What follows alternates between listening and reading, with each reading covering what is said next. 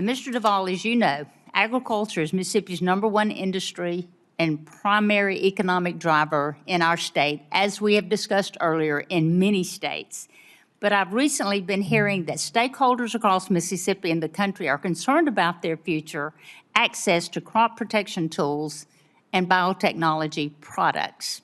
Without these, Mississippi farmers from all the states that are represented here today, we cannot produce a viable crop. Farmers in the South are subject to some of the most notorious insects and weeds in the whole world, and they have to overcome this, once considered impossible, thanks to these amazing scientific innovations that the Bureau of Plant Industry at Mississippi State University, there's so many strides that have been made. In my lifetime, I've seen yields increase 400% because of these strides. We cannot stop this. This is national security. You think a country will fight a war over oil, you let them get hungry. And it's our jobs to do that. And I so appreciate the diligence both of you impress on me that your determination to do that, because we're definitely in this together. We've got, everybody has to be on board. In your testimony, you mentioned the importance of sound risk-based science when it comes to approaching crop protection tools. Will you please elaborate on that, and just how much is it at risk if we abandon a science-based approach to regulating crop protection tools and the biotechnology? It is absolutely critical that we continue to have faith in the system that provides the science-based tools that we use on our farm. 1 out of 10,000 products makes it to market. 1 out of 10,000.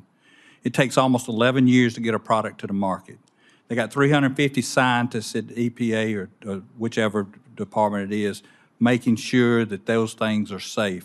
And our farmers apply it according to the label, because they own, live, and grow their families and work on that farm where they're applying those crop protection products. So no one is going to do anything to hurt their own family, let alone someone else's, and the land that they invested generations and generations into improving it.